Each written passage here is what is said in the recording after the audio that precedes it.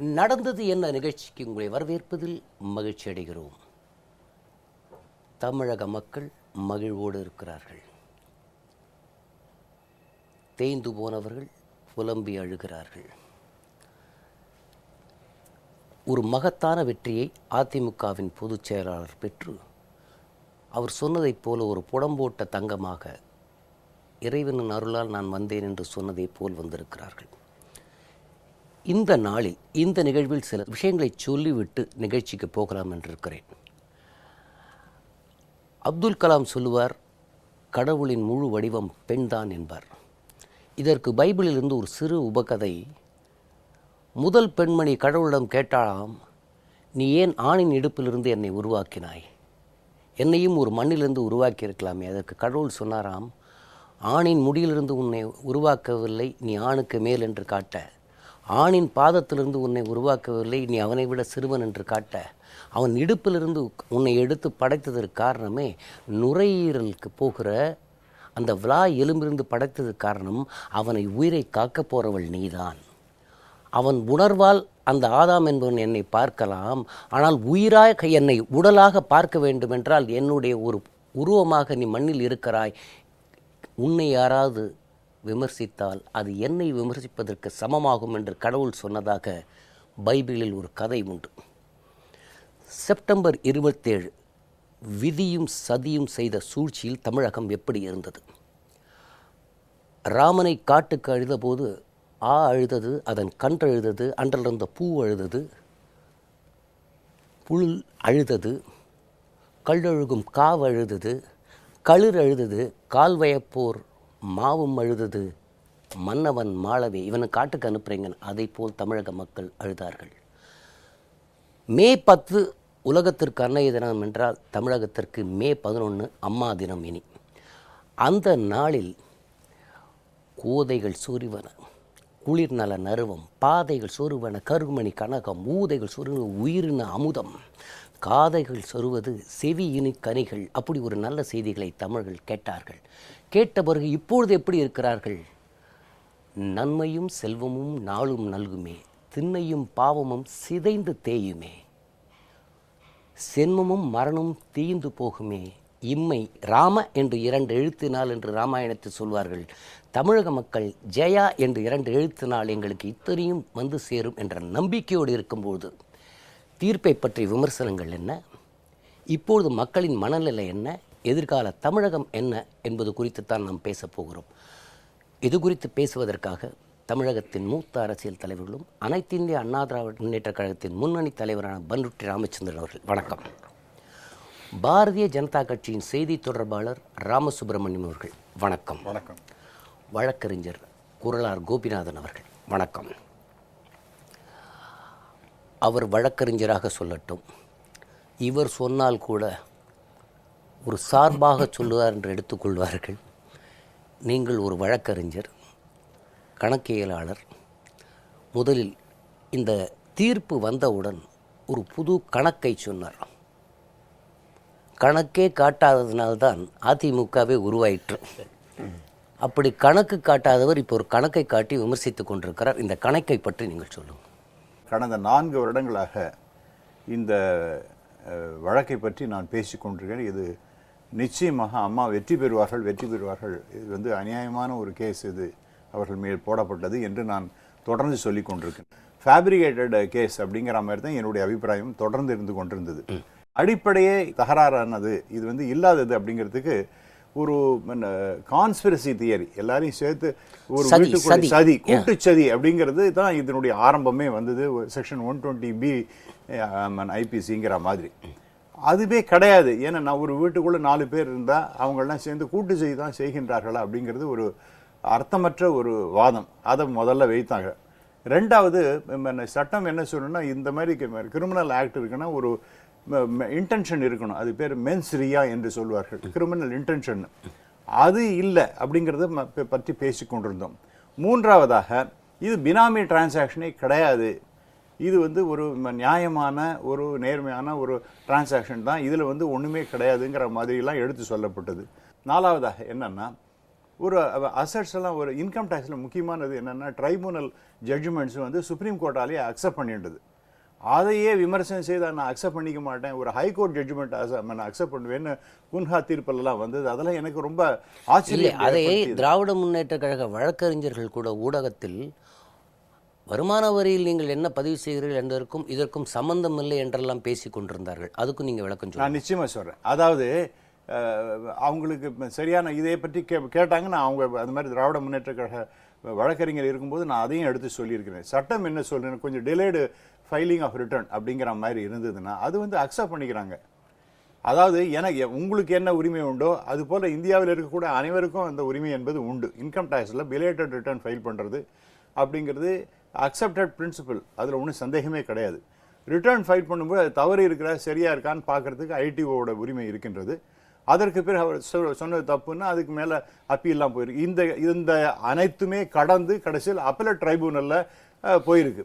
அந்த appellate tribunal இவங்க சொன்னது அனைத்துமே சரி சரி சரி சரின்னு ஒத்துக்கொண்ட. அப்படி இருக்கும் பொழுது நீங்கள் வந்து ரிட்டர்ன் ஃபைல் பண்ணதை பற்றி பேசுவதற்கு எந்த விதமான முகாந்திரமும் இல்லை. அதாவது அவங்களுக்கு சட்டம் தெரியாதவர்கள் அப்படி தான் பேசி கொண்டிருப்பார்கள்.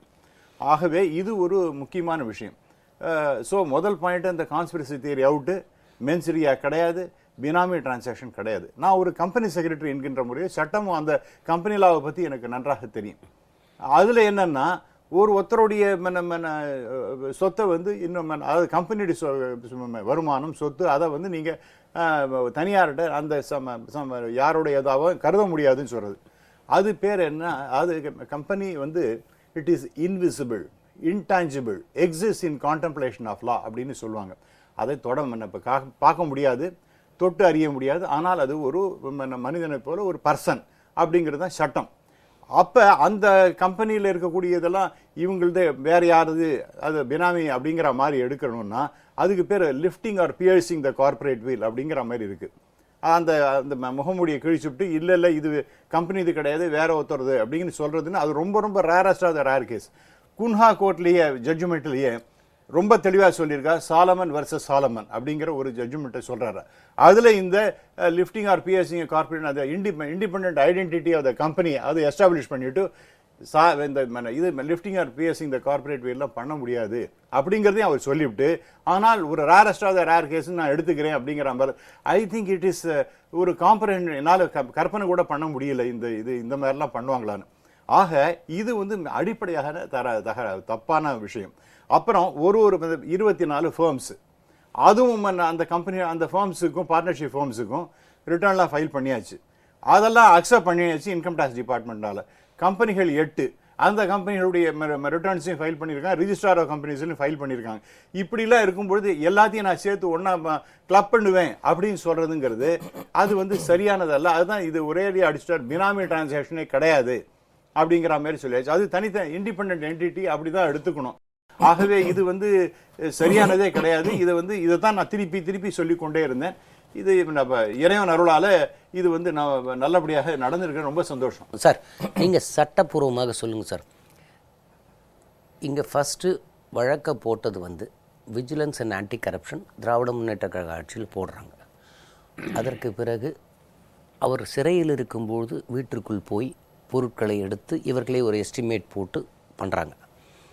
அதற்கப்புறம் நீங்களுக்கு நல்ல நினைவு இருக்குமே, ஆனால் இந்த வழக்கை சிறப்பு நீதிமன்றத்தில் குன்னா கோர்ட் அந்த மாதிரி கோர்ட்டில் விசாரிக்க வேண்டாம் என்பது தான் அன்றைய உச்ச நீதிமன்ற தலைமை நீதிபதி ஆனந்தோடைய கருத்து. அப்பொழுதுதான் லிப்ரான் என்ற ஒரு நீதிபதி இங்கே இருந்தார்.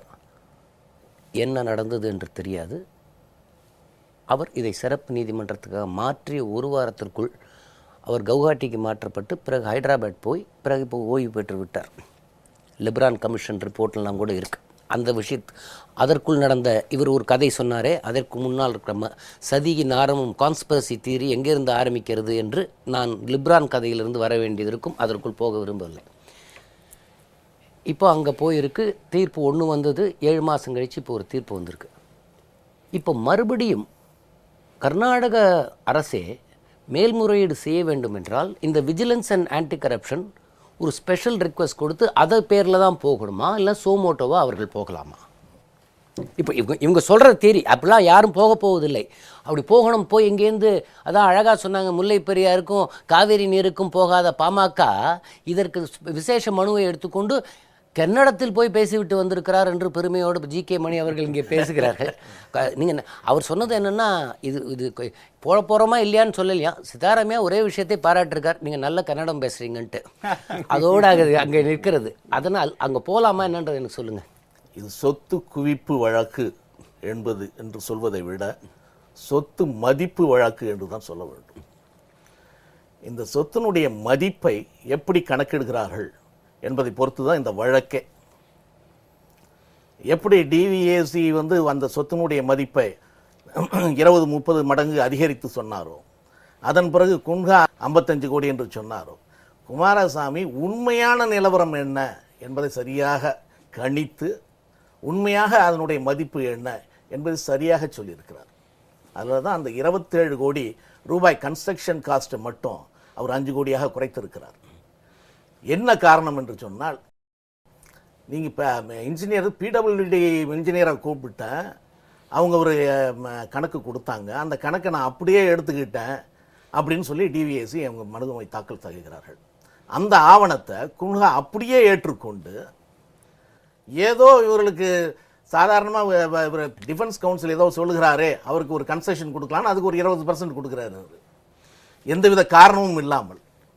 ஆனால் குமாரசாமி அவர்கள் தன்னுடைய தீர்ப்பில் தெளிவாக சொல்லியிருக்கிறார், எதனால் 27 கோடி ரூபாயை 5 கோடி ரூபாயாக ஆக்கினேன், அந்த சொத்தினுடைய மதிப்பை ஏன் குறைச்சேன் அப்படின்றதுக்கு காரணம் சொல்கிறார். நீங்கள் மார்பிள் விலையில் எடுத்துக்கிட்டாரு, டைல்ஸ் விலையில் எடுத்துக்கிட்டாரு, போட்டிருக்கிற சாண்டிலியர்ஸ் விலையை எடுத்துக்கிட்டு இருக்காரு. அன்றைய தேதியில் என்னென்னலாம் இருக்கிறதோ அவைகளை சரியாக கணித்து அதனுடைய மதிப்பு என்ன இருக்கும், அதனால தான் அது மதிப்பீட்டு செய்கிற பொழுது அது 5 கோடிக்கு மேலே போகலை. எவ்வளோ இன்னும் கேட்டிங்கன்னா, ஒரு சதுரம் கட்டுவதற்கு குன்ஹா சொல்லி இருக்கிற விலை 31,000 ரூபா, ஆனால் இவர் 28,000 ரூபா போட்டுரு, அதிகமாகவும் குறைக்கல. உண்மையிலே அந்த அன்றைய சூழ்நிலையில் அது 28,000 கூட கிடையாது, 20க்கும் கீழே தான் இருக்கும். இருந்தாலும் அவர் 28,000 ரூபா போட்டிருக்கிறார். அந்த 28,000 ரூபாய் நீங்கள் கணக்கு எடுத்தாலே 5 கோடி தான் வருது. ஸோ மதிப்பினை சரியாக கணித்திருக்கிறார். இல்லை, இப்போ அதில் முக்கியமான விஷயம் என்னென்னா, அந்த பேஜ் 851 ஆரம்பித்து அப்புறம் அந்த டேபுலாய்டு போடுறாரு, அந்த இந்தியன் வங்கியினுடைய லோனை போடுறாரு. அதை அன்று ஒரு அழகான வழக்கறிஞர் சொன்னார், அவர் ஆரம்பத்திலேயே எல்லாத்தையும் போடும்போது இந்த டேபுலாய்டில் போடுறது ஒன்லி நேஷனலிஸ்ட் பேங்க் எடுத்திருக்காரு, பாக்கி விஷயங்கள்லாம் சேர்த்தால் சரியாக வருகிறது. இந்த புது கூட்டல் கழித்தல் கணக்கும் அதற்கு இருக்கிற சட்ட பிரச்சனையும் சொல்லுங்கள். இவங்க அதாவது ஒரு அப்பட்டமான பொய்யை மக்கள், அதாவது தோத்து போனவன் எதை வேணாலும் பேசுவான் என்று சொல்வார்கள். அதாவது அதில் இவர்கள் வெற்றி பெறவில்லையே என்பதனால் என்னென்ன பொய்கள்லாம் சொல்ல முடியுமோ அத்தனை பொய்களும் அதில் சில வழக்கறிஞர்கள் ரொம்ப வருத்தமாக தான் இருக்குது, அதை சேர்ந்து கொண்டு அதை சொல்லுகிறார்கள். என்னென்னா, இந்த ரீடிங் பிட்வீன் த லைன்ஸ் என்று சொல்லுவார்களே, நீங்கள் ஒன்றை விட்டுட்டு இன்னொன்று படிக்க முடியாது. நீங்கள் அதை எடுத்து பார்க்கும்பொழுது 849வது பக்கத்திலிருந்து போகணும். 849, 850, 851, அதாவது கூட்டலில் இதில் தவறு இருக்குது அப்படின்னு சொல்கிறாங்க, அதுவும் சரியல்ல.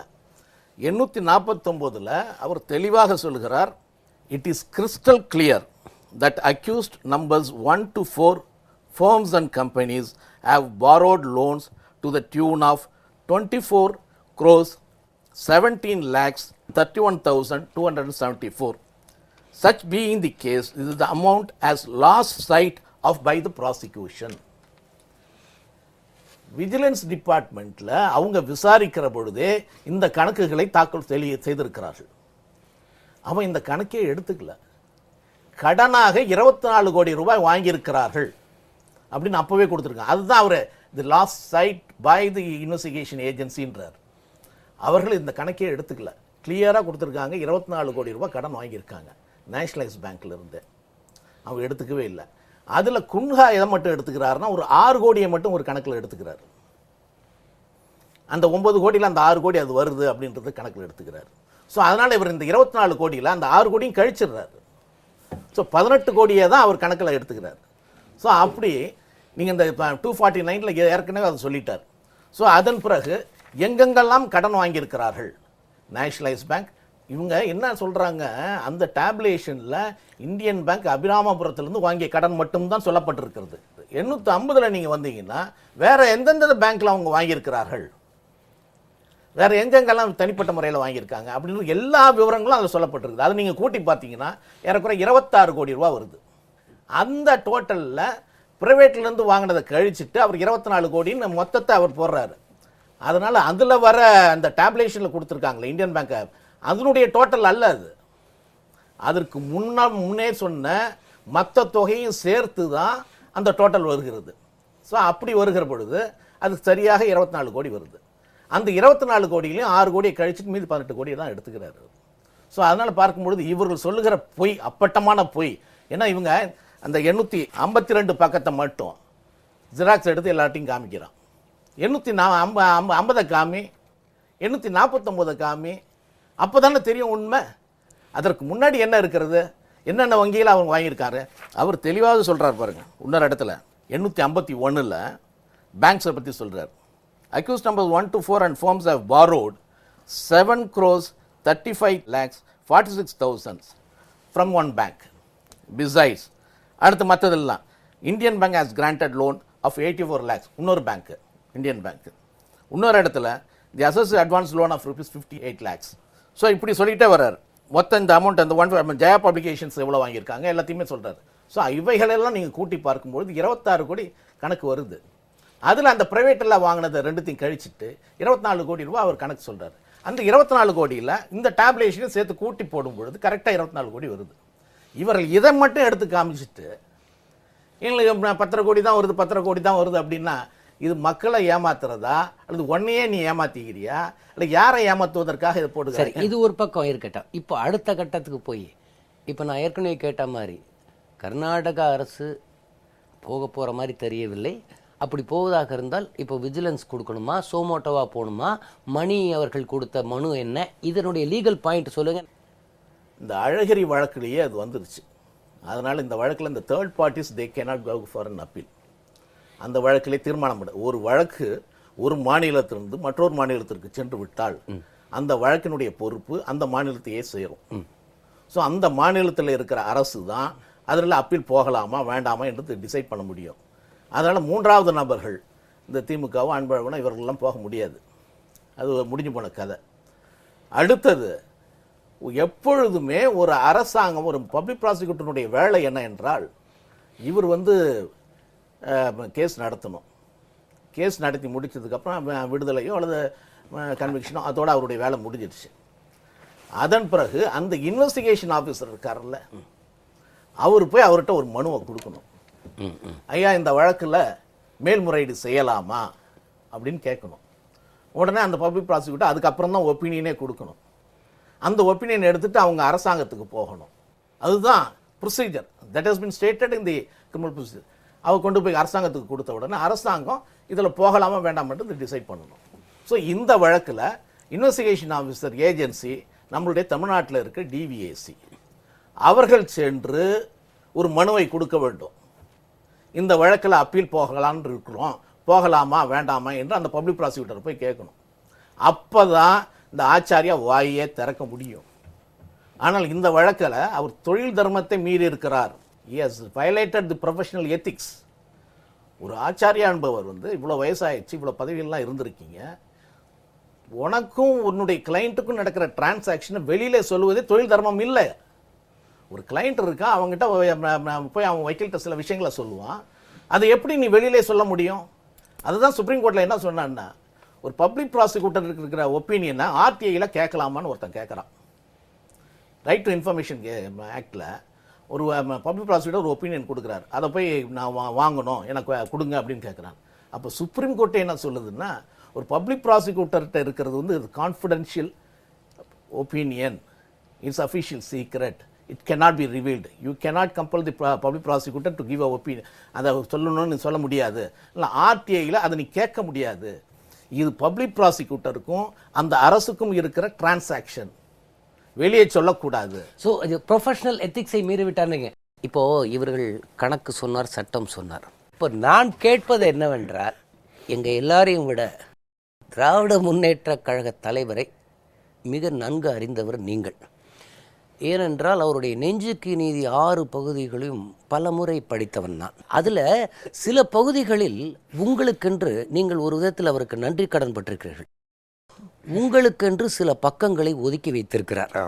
நீங்கள் அவரை கேள்வி கேட்டது பல உண்மைகளை பல பேர் சொன்னதுனால பதுக்கி உங்களுக்கு இன்னும் சில சாப்டர்ஸை ஒதுக்குறதெல்லாம் நான் படிச்சிருக்கேன். இப்போ இன்றைய மே 11 தீர்ப்பை அவர் எதிர்பார்த்தாரா?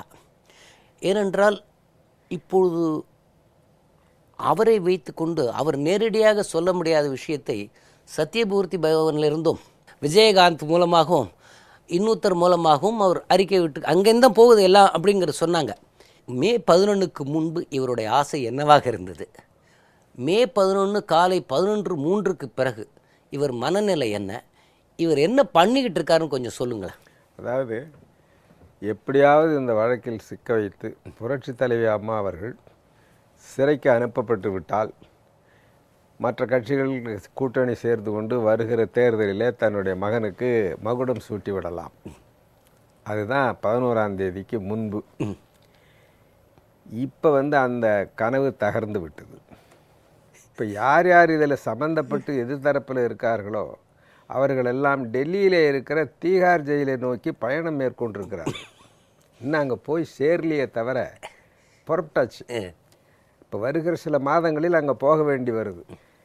ஆக நினைக்க தனக்கு என்று சொல்வார், பிறருக்கு கேடு நினைச்சா அது தனக்கு வரும் என்று சொல்வார். அதே போல் கருணாநிதி அவர் சேர்ந்தவர்களும் இந்த வைத்தறிச்சல்காரர்கள் இருக்காங்களே, அவங்க அம்மாவுக்கு கேடு நினைச்சாங்க. இப்போ இவங்க எல்லாருமே திகார் ஜெயில். இப்போ 20ஆம் தேதி அந்த பாட்டாளி மக்கள் கட்சி அன்புமணி மேலே ஃபுல்லாக ஆரம்பிக்க போகுது. அப்புறம் மாறன் குரூப்பு, அப்புறம் ஸ்டாலின் மேலேயும் அந்த இது சார்ஜ் ஷீட் வரப்போகுது. இந்த வயசான காலத்தில் தயாள் அம்மாலேயே அனுப்ப போகிறான் கலைஞர். இவர் மட்டும் தப்பிச்சுக்கிட்டு பாருங்க, அதுலேயும் ஒரு சுயநலம். அதாவது ஆக தீகார ஜெயிலை நோக்கி அதுக்குள்ளே இவங்க பயணம் தான் நடக்க போகுதே தவிர வேற ஒன்றும் நடக்க போகிறதில்ல.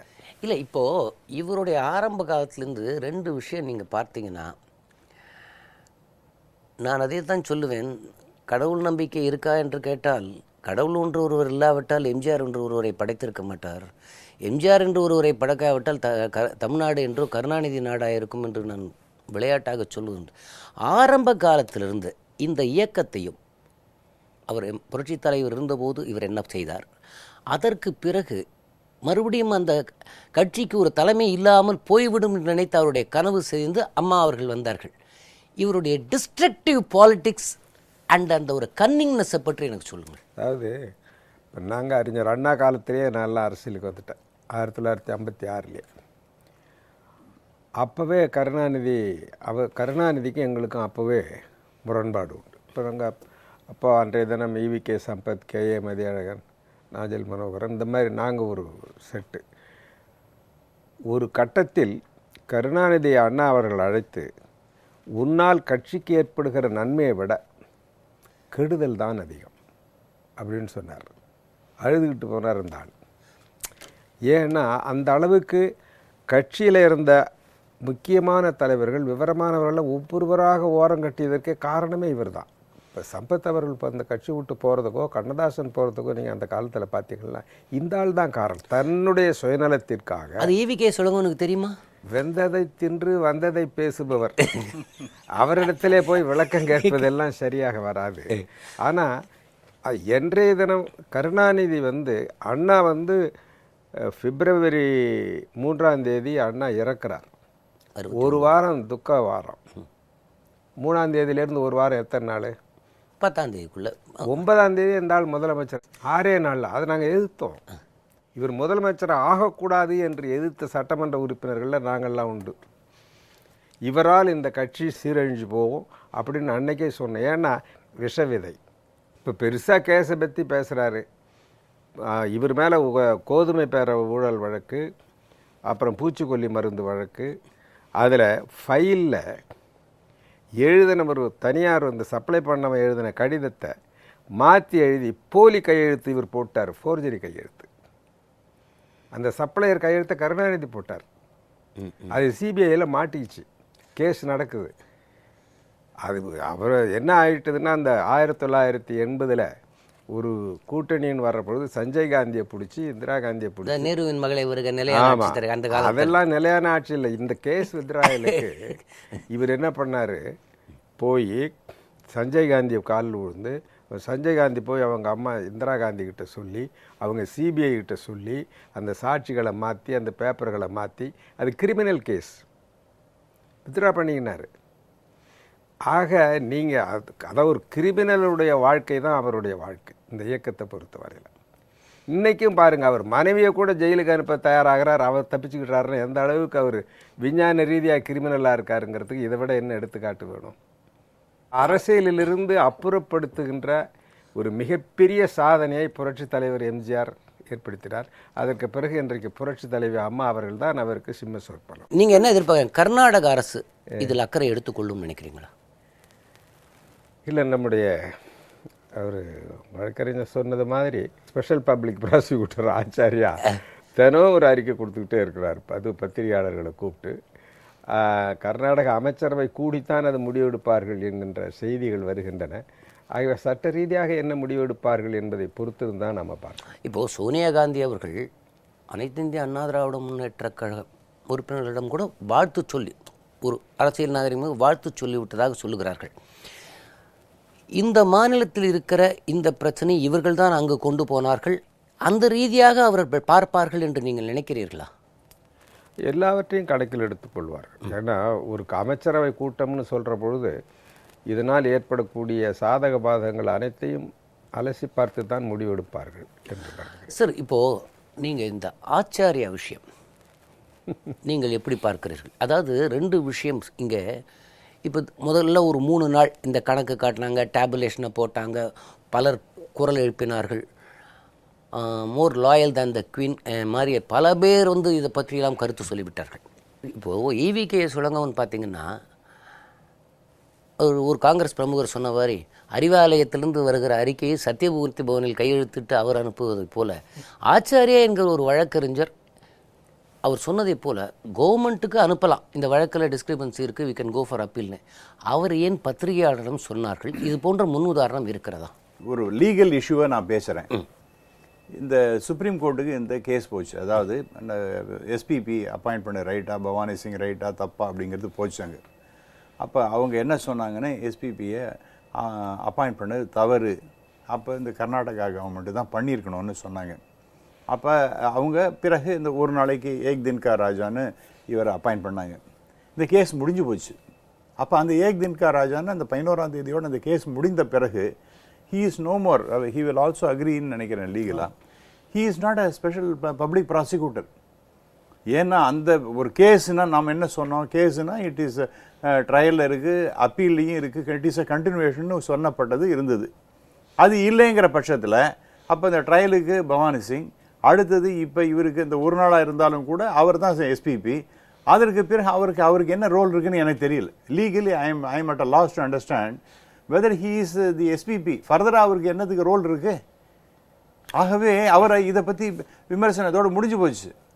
அப்புறம் 2வது இஷ்யூ என்னென்னா, அவருக்கு ஒரு நாள் கொடுத்தாரோ ஒரு நாள் 9 நாள், அவருக்கு he was given an opportunity 50 page நீ கொடுக்கலான்னு அவர் 18 பக்கத்துலேயே அவர் என்னோட நல்லா சொல்லிவிட்டு குன்ஹாவுடைய தீர்ப்பு என்னவோ அதே தான் நான் திருப்பி சொல்கிறேன்னு சொல்லிட்டு முடிச்சுட்டார் அவர். அதற்கு பிறகு அவர் ரோலே கிடையாது. அதோட I am at a loss. அவர் வந்து இன்னும் எஸ்பிபியாக அவர் ஏன் இதெல்லாம் பேசுகின்றார் என்பது சட்ட ரீதியாக சரியானதாக எனக்கு படவில்லை. அப்படி தான் நான் நினைக்கிறேன். இல்லை, 2 விஷயமா பார்க்கலாம். ஒரு வழக்கறிஞர் ஒரு சட்ட புலமையோடு ஒரு பேசுவது ஒன்று, காழ்ப்புணர்ச்சியோடு பேசுவது ஒன்று. எனக்கு இவர் மேலே ஏற்கனவே ஒரு காழ்ப்புணர்ச்சி, என்னமோ எனக்கு அவரை பிடிக்கல, நான் இவரை குறித்து தவறாக ஒரு புஸ்தகமும் எழுதி கடையில் போட்டாச்சு. ஸோ என் மைண்டு ஃபுல்லாக நீங்கள் என்ன தான் எனக்கு கிளாரிட்டி கொடுத்தாலுமே எனக்கு இவரை பற்றி நல்ல அபிப்பிராயம் வரப்போதில்லை. Because already I have written bad about him. ஆமாம், I don't want to learn or I don't want to regret for my past evils. அப்படி ஒரு மனநிலை இருக்கிற ஆச்சாரியா புஸ்தகம் எழுதிய போட்டார் ஒரு புக்கு. அதற்கு பிறகு அவருடைய அந்த பயஸ்டு ஒப்பீனியனில் லீகல் சாங்டிட்டி இருக்கா இல்லையா? இல்லை, அதுக்கு மேலே கிடையாது சார். அது அவருக்கு அந்த ஒரு நாள் கொடுத்தாலும் 9 நாள் கொடுத்தாலும் 1 வருஷம் கொடுத்தாலும் அவருடைய ரிப்போர்ட்டுங்கிறது ரொம்ப தெளிவு 18 பேஜில் சொல்லிடார், அவ்வளோதான். அதோட அவர் கடமை முடிஞ்சு போச்சு. ஸோ அதனுடைய ஜட்ஜ்மெண்ட் எப்படி வந்தது? இவருக்கு நான் உடனே கேட்குறேன், ஜட்ஜ்மெண்ட் ஃபேவரபுளாக வந்து நான் பிரமாதம் பண்ணிட்டேன், அவர் குதிப்பாரா குதிக்க மாட்டாரா? ஆகவே இப்போ அவர் இல்லைங்கும் போது அவர் பேசுகிறார். பட் அவருக்கு ரோலே கிடையாதுங்கிற in my opinion, the moment the case has been decided, he is no more the SPP அப்படிங்கிறது தான் என்னுடைய அபிப்பிராயம். அதனால அவர் என்ன சொன்னாலும் சொல்லாவிட்டாலும் that should be ignored by the Karnataka government அப்படிங்கிற மாதிரி என்னுடைய ஒப்பீனியன். அதாவது இது நீங்கள் இன்னும் நல்லா கவனிக்கணும். ஏன்னா நீங்கள் 2 ரோல், ப்ரொஃபஷ்னல் ஒன்று, பாரதிய ஜனதா கட்சியின் செய்தி தொடர்பாளர். இப்பொழுது நீங்கள் இப்படி சொல்லுவதற்கே நாளைக்கு முரசொலியில் ஆண்டி போண்டியிலோ இதிலோ உங்களை பற்றிய விமர்சனங்கள் கடுமையாக வரலாம். நீங்கள் நல்ல அரசியல் ரீதியாகவும் ஒரு கேள்வி கேட்குறேன். நிலம் கையகப்படுத்த சட்டத்திற்கு அதிமுக ஆதரவு கொடுத்தது. ஆமாம். உடனே இவர் என்ன சொன்னார்? கர்நாடகத்தில் வழக்கு நடந்து கொண்டிருக்கும்போது அதிமுக நிலம் கையகப்படுத்த சட்டத்திற்கு ஆதரவு அளிக்கிறது என்றால் இதன் உள்நோக்கம் என்ன? நீதித்துறையை இது பொலிட்டிக்கல் டெசிஷன். ஒரு கவர்மெண்ட்டுக்கு எம்பிக்கள் ஆதரவு கொடுப்பதும் ஒரு மசோதாவுக்கு ஆதரவு கொடுப்பதும் கொடுக்காதும் அவங்களுடைய பொலிட்டிக்கல் இஷ்யூ. அது அதையும் நீதித்துறையும் முடிச்சு போட்டாரே, அதை எப்படி பார்க்கிறீர்கள்? நான் சொல்லட்டுமா? தான் திருடி பிறர் நம்பாள்னு சொல்லுவாங்க. அந்த மாதிரி இவர் மேலே இவர் திருடின வழக்குகளில் இவர் எப்படி தப்பித்தார் அப்படிங்கிறது அவருக்கு தெரியும். அரசாங்கத்தை பயன்படுத்தி அந்த அரசாங்கத்தின் மூலம் சொல்ல வச்சு எப்படி எப்படிலாம் தப்பிச்சாருன்னு அதே மாதிரி தானே இவங்களும் செய்வாங்கன்னு அவர் நினச்சிக்கிட்டு அதை சொல்கிறாரு. ஆனால் நான் சொல்ல வரேன், பாஜகவை பொறுத்தவரையில் அவங்க தமிழ்நாட்டில் 9ஆம் தேதியே எல்லா மந்திரிகளையும் அனுப்பி இங்கே வந்து நம்ம அரசுக்கு எதிராக அவங்க கட்சி வளர்க்குறதுக்கு கூட்டம் நடத்தணும்னு அவங்க போட்டாங்க. அப்புறம் வந்து அங்கே நாடாளுமன்ற கூட்டம் தள்ளி ஒரு 3 நாள் எக்ஸ்ட்ரா போனதுனால மறுபடியும் 16ஆம் தேதிக்கு தள்ளி வச்சாங்க. இப்போ அவருடைய ஒரு 1வது ஆண்டு விழா நிறைவு வந்ததுனால மறுபடியும் தள்ளி வச்சிருக்கிறாங்க. ஆக அதிலிருந்து என்ன தெரியுது? அவங்களுக்கு இந்த தீர்ப்புக்கு சம்மந்தம் இல்லை. சென்ட்ரல் லெவல்லிருந்து மினிஸ்டர்ஸ் எல்லாம் அனுப்பி அவங்க பிரச்சாரம் பண்ணணும்னு ஏற்பாடு பண்ணுறாங்கன்னா என்ன அர்த்தம்? தீர்ப்பில் தலையிட்டிருக்காங்கன்னு அர்த்தம். இந்த இஷ்யூ நான் சொல்லிடுறேன். இந்த இஷ்யூல அது பாரதிய ஜனதா கட்சியை பொறுத்த வரைக்கும் இது வந்து ஒரு கேஸா தான் பார்க்கின்றதே ஒழிய அரசியல் உள்நோக்கமோ அதுல தலையிடுறதுங்கிறது ரொம்ப அதெல்லாம் ஒண்ணுமே கிடையாது. ஏன் அப்படி சொல்றேன்னா, இந்த ஜட்ஜ்மெண்ட் முதல்ல குன்ஹார் ஜட்ஜ்மெண்ட் வந்த உடனேயே தேசிய வைஸ் பிரசிடென்ட் அவர் நக்வி அவர்கள் சொல்லுகின்றார்கள், இட் இஸ் அன்ஃபார்ச்சுனேட், ரொம்ப துரதிருஷ்டமானது, அவங்களுக்கு அப்பீல் பண்ணுவதற்கு ரைட் இருக்குது. It was an immediate reaction from him. அதனால அது அவங்களுக்கு அப்பீல் பண்ணுறது அப்போ தட் இஸ் இப்போ பொசிஷன். இப்போ ஜட்ஜ்மெண்ட்டு இவங்களுக்கு ஃபேவரபுளாக வந்த உடனே பிரைம் மினிஸ்டர்லேருந்து அதில் ஒன்று அதையும் அனதர் பாயிண்ட் அதை வந்து டாக்டர் தமிழிசை அவர்கள் ரொம்ப தெளிவாக சொல்லியிருக்காங்க. எங்களுக்கு அப்போ எதிர்த்து வந்த போது எங்களுக்கு ஒன்றும் ரோல் கிடையாது, இப்போ இவங்களுக்கு ஆதரவாக வந்த போது எங்களுக்கு ஒன்றும் ரோல் கிடையாது. ஜுடிஷியரியில் நாங்கள் அப்போவும் நாங்கள் தான் ஆட்சியில் இருந்தோம், இப்போவும் நாங்கள் தான் ஆட்சியில் இருக்கிறோம். ஆக எங்களுக்கு இதுக்கும் சம்பந்தமே கிடையாது. we have no role in this decisions of the judiciary அப்படிங்கறத ரொம்ப தெளிவா அவங்க சொல்லிருக்காங்க. அதாவது முன்பை விட இவர் சொல்லுகிற அந்த பூச்சி மருந்து ஊழல், கோதுமை பேர ஊழல்கள் போது இத்தனை ஊடகங்கள் கிடையாது, தொடர்பு ஸ்தாபனங்கள் கிடையாது. இப்போ நிமிஷத்துக்கு நிமிஷம் எல்லாம் போகிற காலத்தில் யங்ஸ்டர்ஸ் என்ன ஃபீல் பண்றான்? ஜுடிஷியரி மேல நம்பிக்கை. இன்னைக்கு இந்த நாட்டின் மனசாட்சி இப்போ 2G உச்சநீதிமன்றம் இல்லவென்றால் 2G வழக்கே வெளியே வந்திருக்காது. பல உண்மைகள் மனசாட்சியின் காவலனாக, மக்களின் பாதுகாவலனாக நீதித்துறை நினைக்கும் பொழுது இவர் வேண்டுமென்றே நாடாளுமன்றத்தில் நடக்கிற விஷயத்தையும் கர்நாடக தீர்ப்பையும் முடிச்சு போடும்போது நீதித்துறையெல்லாம் உச்சநீதிமன்றம் என்றால் மத்திய அரசின் கட்டுப்பாட்டிலும், உயர்நீதிமன்றங்கள் என்றால் மாநில அரசின் கட்டுப்பாட்டுக்கும் இருப்பதை போல ஒரு வார்த்தையை சொல்லுவது நீதித்துறையை கேவலப்படுத்துவதா இல்லையா? நீதித்துறையை களங்கப்படுத்துறதா? அதாவது இப்போ NGSC சுப்ரீம் கோர்ட்டில் அது சரியா இல்லையா நடக்குது, நேஷனல் ஜுடிஷியல் அப்பாயின்மெண்ட் கமிஷன். அதில் சீஃப் ஜஸ்டிஸே என்ன சொல்கிறாரு, நான் வந்து அதில் வந்து அந்த விசாரணையில் நான் தலையிட மாட்டேன், அந்த ஜட்ஜுங்களை அப்பாயிண்ட் பண்ணுறதுக்காக மத்திய சர்க்கார் கேட்டபொழுது சீஃப் ஜஸ்டிஸ் வந்து தத்தா நான் அதில் வர முடியாதுன்னு சொல்லிட்டார். அதிலிருந்து மத்திய சர்க்காருக்கு அவருக்கும் வந்து கருத்து வேறுபாடுன்னு எல்லா ஊடகங்களும் பத்திரிகைகளும் எழுதுதே. நீதித்துறையில் கருணாநிதியை பொறுத்த வரைக்கும் எப்பொழுதுமே நீதித்துறை தன்னுடைய அரசியல் லாபத்துக்காக தான் அவர் பயன்படுத்திட்டு வருவார். ஸோ அவர் சொன்ன மாதிரி இந்த பூச்சி மருந்து ஊழல், கோதுமை பேர ஊழல் வழக்கு நடத்துகிற பொழுது இந்த மஸ்டர் ரோல் கேஸ் நடத்தினா ஒரு பக்ரி சங்கர்னு ஒரு ஜட்ஜ் இருந்தார். அவர்கிட்ட இந்த வழக்கை போடுறாங்க, இந்த பூச்சி மருந்து ஊழலையும் இந்த கோதுமை பேர ஊழல் வழக்கையும். அப்போ கருணாநிதி ஒரு அறிக்கை விட்டுறாரு, நான் நீதிமன்றத்துக்கே போக மாட்டேன், நீதிபதி மேலே எனக்கு நம்பிக்கை கிடையாது. அதனால் நீதிபதிகளை எப்பொழுதுமே கொச்சைப்படுத்துறது இவருடைய வேலை. அவர் ஆரம்ப காலத்திலேருந்தே அவர் கூடவே ஜாதி ஒன்று எழுத்துப்பார். ஆமாம் ஐயா சொன்னது போல இந்த ஆளை ஆதரிக்க போய் அப்போது சீஃப் ஜஸ்டிஸாக இருந்த வீராசாமியை மாட்டிட்டார்ல. கருணாநிதினால நான் தமிழன்னு சொல்லி அவர் மனசை கெடுத்து அவர் அந்த ராமசாமி அவருடைய சனின்ல இல்லையா, ஜஸ்டிஸ் ராமசாமியா, அவங்கள வந்து ஃபாதர் இல்லாத அவங்க வம்பல மாட்டினதே இந்த ஆளால் தான் காரணம். இதை வேண்டுமென்றே அவர் கொச்சப்படுத்துறது தான் அவருடைய வேலை. இதை இவர் குமாரசாமி அவருடைய இதில் சொல்றாரு பொலிட்டிக்கல் காரணத்துக்காக புனையப்பட்ட இந்த வழக்கு, அதனால தான் இது அதிகமான தொகையை வேணுங்கன்னு ஏற்றி போட்டிருக்காங்க. அதனால் உன்னுடைய பொலிட்டிக்கல் ஸ்கோரை செட்டில் பண்ணுறதுக்கு ஜுடிஷியரியை நீ பிளாட்ஃபார்மாக பயன்படுத்தக்கூடாது அப்படின்றது சொல்கிறார். எக்ஸாக்ட்லி. என்னன்னா நீ உன்னுடைய அரசியல் ஸ்கோரை நீ இங்கே உனக்கு சரி செய்து கொள்வதற்காக நீ ஜுடிஷியல் பிளாட்ஃபார்மை பயன்படுத்தக்கூடாது. ஏதாவது ஒரு மதிப்பீடுகள் செய்கிற பொழுது கூட நீ 10 ரூபாயை வந்து நீ 20 ரூபாய்ன்னு போடலாம், ஏதோ சரி ஒழிஞ்சு போகலாம் அப்படின்னு விட்டுடலாம். 10 ரூபாயை கொண்டு போய் 1000 ரூபாய்ன்னு நான் சொல்லுவாங்க. ஸோ ஒரு மதிப்பெடுக்கிற பொழுதே இது தெளிவாக தெரிகிறது, இது வந்து பொலிட்டிக்கலி மோட்டிவேட்டட். அது இல்லாமல் நியாயமாக கடன் வாங்கி சில சொத்துக்களை வாங்கியிருக்கிறார்கள், அது நேஷனலைஸ் பேங்க்லேயே வாங்கியிருக்காங்க, அதை கணக்கில் எடுத்துக்காதன்னு சொல்லி இன்வெஸ்டிகேஷன் ஆஃபீஸர்கிட்ட சொல்லி அவர் அதை எடுக்காமல் அதை விட்டு இருக்கிறார். அதாவது அவங்க எடுத்துன்றது 852வது பக்கம். தட் இஸ் நாட் தி, அதோட எண்ட் இல்லை, அது 24ன்னு போட்டாங்க. அது கரெக்ட். எப்படின்னா முன்னாடி பக்கம் நீங்கள் படிக்கணும். 351 நண்பர் சொன்னார். இன்னும் கொஞ்சம் கிளாரிட்டியோட சொல்கிறேன். பிசைட்ஸ், அதாவது இந்த பேங்க் லோன் அதை பற்றி 850லேயே சொல்லிட்டாங்க.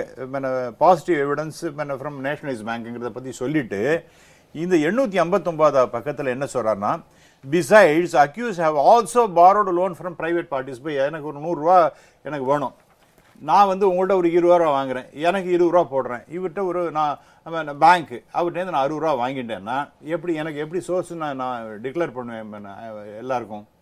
நான் 20 ரூபா என்னது போட்டேன், இன்னொன்று ப்ரைவேட் பார்ட்டிட்டு நான் போட்டேன், அதுக்கு நான் எவிடன்ஸ் இருக்கு. நான் ஏதோ நான் எவிடன்ஸே இல்லாமல் இல்லை, அதுக்கும் கிளியராக எழுதியிருக்கு. Evidences are there, clearly establish. முன்னாடியே ரொம்ப தெளிவாக சொல்லப்பட்டிருக்கு. ப்ரைவேட் பார்ட்டி லோன்ஸ் எல்லாம் நல்ல எவிடன்ஸாக ப்ரூவ் பண்ணியிருக்காங்கிறது சொல்லப்பட்டிருக்கின்றது. ஆகவே இந்த ப்ரைவேட் லோன்ஸையும் நீங்கள் எடுத்துக்கணும். அதை எடுத்துட்டீங்கன்னா அதே பக்கத்துலேயே நிறைய எவ்வளோன்னு போடுறாங்கன்னா 29,98,000, 6 லட்சம், 2 லட்சம், அப்புறம் 1,57,00,000, இது எல்லாத்தையும் கூட்டினீங்கன்னா 14.707 கோடி வருது. அதுல மைனஸ் நீங்க எடுத்துனீங்கன்னா 13.5 கோடி. இப்ப இது ஒண்ணு 14.7ன்னு வருது. அப்புறம் அதோட நிக்கல, நீங்க you have to go to some other pages. அதாவது பேஜ் 913. அதுல என்ன சொல்றாங்கன்னா, இப்ப ஜெயா பப்ளிகேஷன் அண்ட் நமது எம்ஜிஆர், அதுல வந்து ரொம்ப முக்கியமான விஷயம் என்ன சொல்றாங்க, முன்னாடி ஜட்ஜ்மெண்ட்ல என்ன சொல்லுகின்றார்கள்னா, இன்கம் டாக்ஸ் ட்ரைபூனல்ல ஒரு டெசிஷன் கொடுத்தாச்சுன்னா தட் இஸ் டு பி அக்செப்டட்னு சுப்ரீம் கோர்ட்டுக்கு திருப்பி எடுத்து சொல்லுகின்றார்கள். அப்படி இருக்கும்பொழுது இந்த இதுலயுமே அவர் ஒரு தப்பு பண்ணிட்டார். 4 கோடின்னு அவர் எழுதிய ஜெயா பப்ளிகேஷன் அண்ட் நமது எம்ஜிஆர் அப்படிங்கிறது. அதுல பாத்தீங்கன்னா 860வது பக்கம், அதுல என்ன சொல்றாங்க, income tax statement of Jaya publication, அது என்ன ரிட்டர்ன்லாம் ஃபைல் பண்ணினது, அது 4,18,55,901. இதை ஒண்டி அவர் வந்து எடுத்து எல்லாம் கரெக்ட் அப்படின்னு சொல்லிட்டு 4ன்னு போட்டார். அப்புறம் நமது MGR division of Jaya publication, அது தனி செப்பரேட். அவங்க அந்த அப்பல ட்ரைபூனல் என்ன சொல்றாங்கன்னா, இல்ல இதெல்லாம் கரெக்ட் அப்படின்னு சொல்லிட்டு அது கம்ப்ளீட் ரிவ்யூ, ஒரு சும்மா ஒரு அசஸ்மெண்ட்டுக்குன்னு இல்லை, தரோலி டிஸ்கஸ்ட். அதுக்கப்புறம் அவங்க தான் இன்கம் டாக்ஸ் டிபார்ட்மெண்ட்டே இல்லைன்னு சொல்றாங்க. இவங்க வந்து அப்பீலுக்கு போறாங்க. அப்பீலுக்கு போகும்பொழுது அவங்க சொன்ன கணக்கு எத்தனை அப்படின்னா 13,89,19,475. ஸோ இது ரெண்டுத்தையும் நீங்க கூட்டினீங்கன்னா இது 4 வருது. ஆகவே there is some clerical error here also. But it is in favor of. Exactly. அதனால தான் நான் ஆரம்பத்திலே சொன்னேன், இந்த 8% கூட கிடையாது சார், இது வந்து மைனஸ்ல போயிட்டு இருக்கு. ஆகவே நீங்க வந்து it is clearly well establish. சட்டப்படி 24 பார்ட்னர்ஷிப் ஃபார்ம்ஸ் அது தனி, அதே மாதிரி 8 கம்பெனிகள் அது தனி, அப்புறம் 4 பேரை சொல்லப்பட்டது, அவர்களுக்கு தனித்தனியாக ரிட்டர்ன், அவங்கவுங்களுக்கு தனி. ஆகவே இது எல்லாத்தையும் வந்து ஒரு கம்பைண்டாக, இது கூட தப்பு நான் சொல்கிறேன்னா, தனித்தனியாக பாருங்கள். If you see every person as an individual assessee, இது case it has fallen flat அப்படிங்கிறது என்னுடைய பாயிண்ட். இந்த குன்ஹாவே தன்னுடைய ஜட்ஜ்மெண்ட்ல ஒரு இடத்துல இந்த இவங்க சொல்றாங்களே ஒரு பெரிய எரர் அப்படின்னு சொல்றாங்களே, அந்த இடத்துல குன்ஹாவே 8 லட்சம் என்று போடுவதற்கு பதிலாக 8 கோடின்னு போடுறாரு. வேறொரு துறையிலேருந்து குன்னாவுடைய ஜட்மெண்ட்டில் என்னென்னா 20,400 சம் யார்ட் சவரன் தங்கம் அன்னைக்கு ரேட்டு 444 rupees கால்குலேட் பண்ணால் it comes to 8 crores. That has been calculated by us 88 crores. நான் இன்னொன்று கேட்குறேன் சார், இந்த தீர்ப்பு வந்த நாளிலிருந்து இந்த 7 மாதம் பவானி சிங் கேஸ் என்பது ஒரு முன்னுதாரணம் இல்லை என்பதற்காக அதற்கும் இந்த வழக்கும் சம்மந்தம் இல்லை. இவர் கண்டினியூ பண்ணலாமா வேணாமா, there was not a president இல்லை. ஸோ ஒரு 2 நம்பர் ஜட்ஜி இல்லாமல் 3 நம்பர் போகிறாங்க. பவானி சிங்கை மாற்றி ஆச்சாரியாவை நியமித்த நாளிலிருந்து இல்லை அந்த தீர்ப்பு எழுதினாரா இல்லையா கருணாநிதி? அது இல்லை. அப்போ என்ன சொன்னார்னா, இது முதல் வெற்றி. அதாவது அந்த பவானி சிங்கை எடுத்துட்டு ஆச்சாரியாவை போட்டதுமே அவருக்கு ஒரு நம்பிக்கை வந்துட்டு. இல்லை அதில் 2 விஷயம் நீங்கள் உன்னிப்பாக கவனிக்கணும். 2 நபர் நீதிபதி அவருக்குள் முரண்பாடு ஏற்படுகிறது. 3 பேர் அமர்வு அமர்கிறது. அமர்ந்தவுடன் அவர்கள் ஒரு தேதி குறிப்பிடுகிறார்கள். இந்த தேதியில் இந்த வழக்கை, இவர் என்ன நினைச்சாருன்னா சம்மர் ஹாலிடேஸ் வருது, ஜூலையில் தான் இந்த வழக்கை எடுத்துப்பாங்க நினைப்பதற்கு மாறாக அவர்கள் உடனடியாக ஒரு தேதி குறிப்பிட்டவுடன் நீதி வாங்கப்பட்டு விட்டதா, எத்தனையோ வழக்குகள் இருக்கும்போது இந்த வழக்கிற்கு என்ன அவசரம். இது சொன்னது ஏப்ரல் 17-18 தேதிகள் சொன்னார். 27ஆம் தேதி அந்த 3 பேர் அமர்வு பவானி சிங் செல்லாதுன்னு நீதி வென்றது. இது முதல் வெற்றி. அதாவது அதுக்கப்புறம் இந்த அப்பீல் அவர் ஜெயிக்கிற மாதிரியும், அப்புறம் அம்மா வந்து ஜெயிலுக்கு போகிற மாதிரியும், அப்புறம் அவர் தான் கதை வசனம் எழுதுறவர் இல்லையா, அந்த கனவுலேயே இருந்தார். இது கோட்டை தகர்ந்து உழுந்தது பாருங்க இந்த தீர்ப்பு, நீதிபதி குமாரசாமி தீர்ப்பில். இப்போ எல்லாம் அசந்து போய் வைத்தெரிச்சல், ஜலசி தான். அதாவதுங்க அரசியல் ரீதியாக சந்திக்க முடியல புரட்சித் தலைவி அம்மா அவர்களே. அரசியல் ரீதியாக இன்றைக்கு தமிழ்நாட்டில் இருக்கக்கூடிய இதர அரசியல் கட்சிகளின் தலைவர்களால் மக்களிடத்திலே சென்று செல்வாக்கை பெற்று அரசியல் ரீதியாக சந்திக்கக்கூடிய தகுதியோ திறமையோ ஆற்றலோ எவருக்கும் இல்லை. எல்லோரும் சேர்ந்தும் பிரயோஜனம் இல்லை. அதுதான் இன்றைக்கு இருக்கக்கூடிய சூழ்நிலை.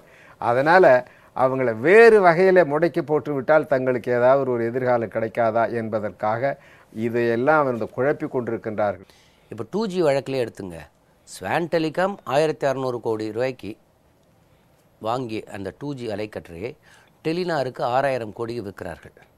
விற்ற பிறகு இந்த ஸ்வான் ஒரு புதுசாக ஒரு கம்பெனி உருவாகிறது.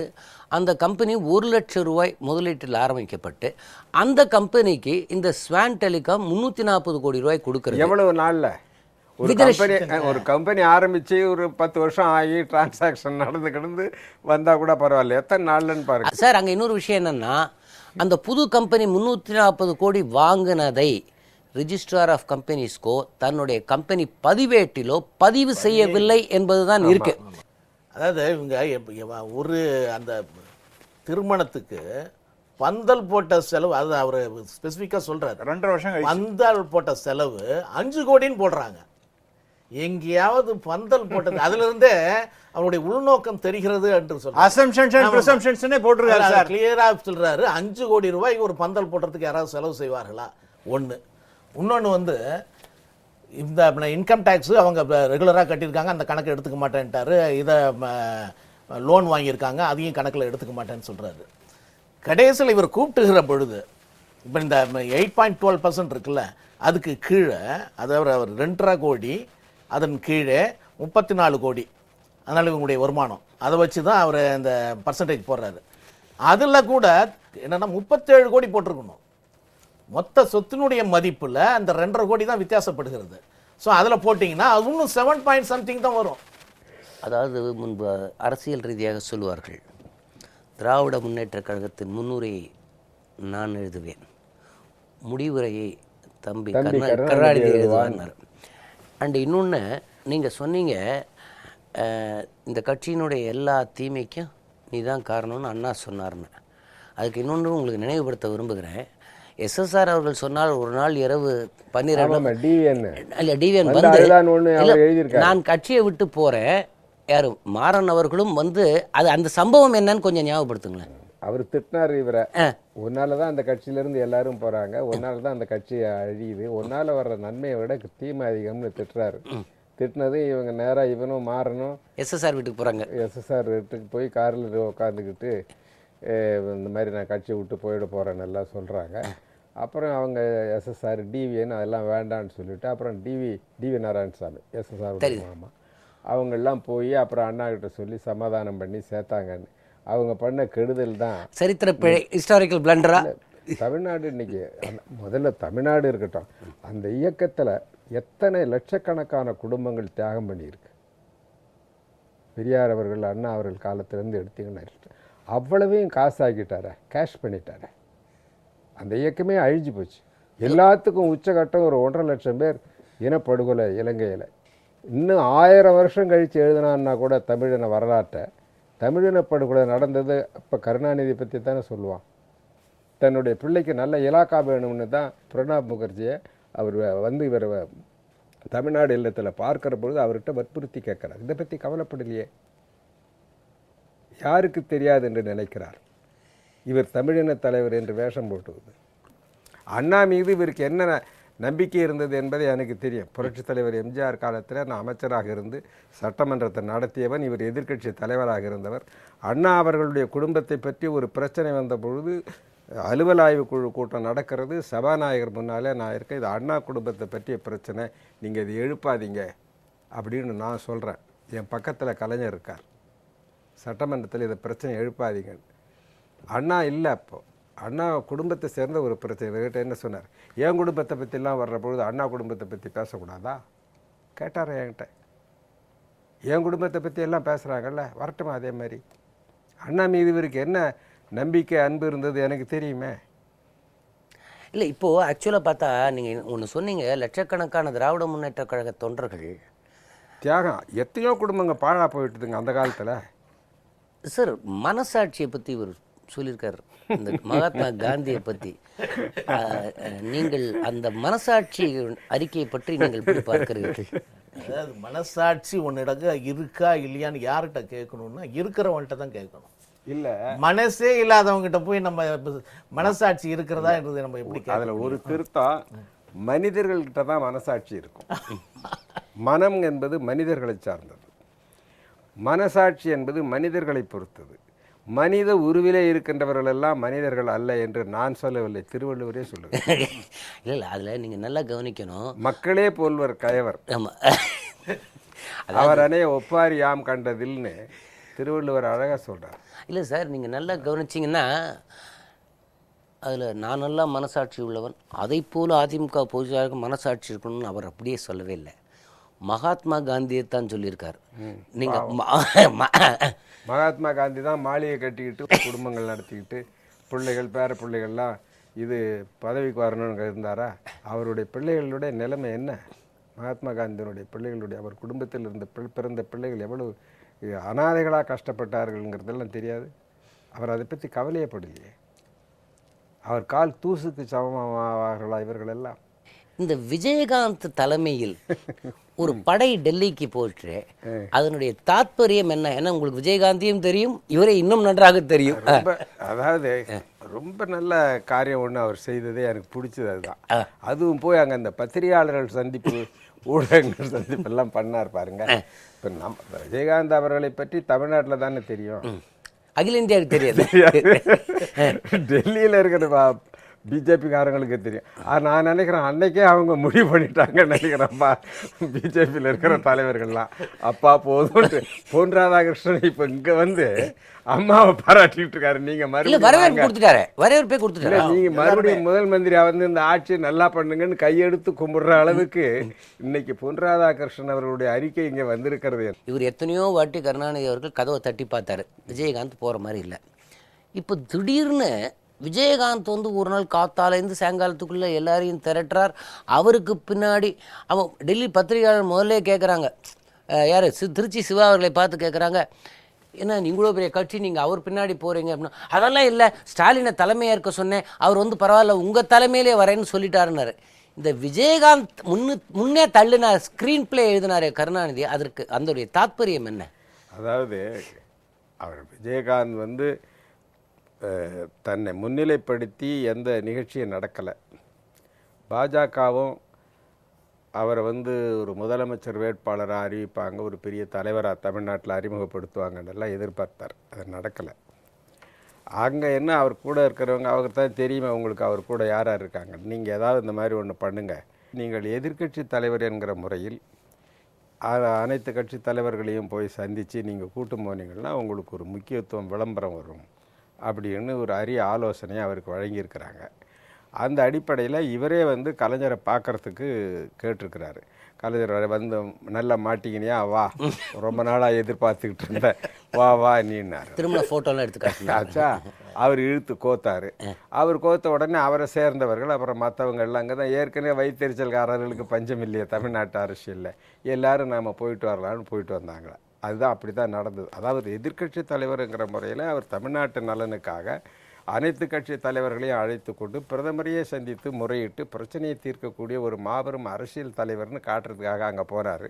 இந்த பலூனில் லேசாக ஒரு ஊசியை குத்துனா டப்புன்னு வெடிக்குமே, அந்த மாதிரி அங்கே ஒரு கேள்வி கேட்க போய் எல்லாம் வெடிச்சு போச்சு. வரப்போகும் நாட்களில் தமிழ்நாட்டு அரசியல் களம் 11க்கு முன்பு இருந்த நிலை வேறு, இப்போது நிலை வேறு. வரப்போகிற நாட்களில் தமிழக அரசியல் களம் எப்படி மாறப்போகிறது என்று கணிக்கிறேன். ஒன்று சொல்கிறேங்க, அண்ணா திராவிட முன்னேற்ற கழகம் ஒரு பலமான அஸ்திவாரத்தில் எழுப்பப்பட்டது. புரட்சித் தலைவர் எம்ஜிஆர் அவர்களால் இந்த இயக்கம் உருவாக்கப்பட்டது. அடிப்படை என்னன்னா, இந்த நாட்டிலே உள்ள ஏழை எளிய மக்கள் அவர்களுக்கும் ஒரு சம வாய்ப்பு, சம வாழ்வு, ஒரு முன்னேற்றம் கிடைக்கணும். ஜாதி மதம் மொழி என எல்லாத்துக்கும் அப்பாற்பட்டு அவர் வந்து அந்த அடிப்படையில் தான் தன்னுடைய அரசியலை வகுத்து கொண்டார். அதுக்காக தன்னை தியாகம் செய்து கொண்டார். ஆக அந்த அடிப்படையில் இன்றைக்கு புரட்சி தலைவி அம்மா அவர்களும் தன்னால் இயன்றவரை, இப்போ பணக்காரர்களாக அவங்களுக்கு நாம் போய் உதவி செய்ய வேண்டிய அவசியம் இல்லை. ஆனால் ஏழைகளுடைய வாழ்க்கை தரத்தை உயர்த்துவது தான் நம்முடைய லட்சியமாக இருக்கணும். அவங்களும் மேலே வரணும். இப்போ இன்றைக்கு இலவச அரிசியோ அல்லது மிக்சி கிரைண்டரோ, ஏழை என்பதை நாம் எப்படி ஒரு டிஃபைன் பண்ணுறோம்? தன் செலவுக்கு ஏற்ப எவனுக்கு வருமானம் இல்லையோ அவன்தான் ஏழை.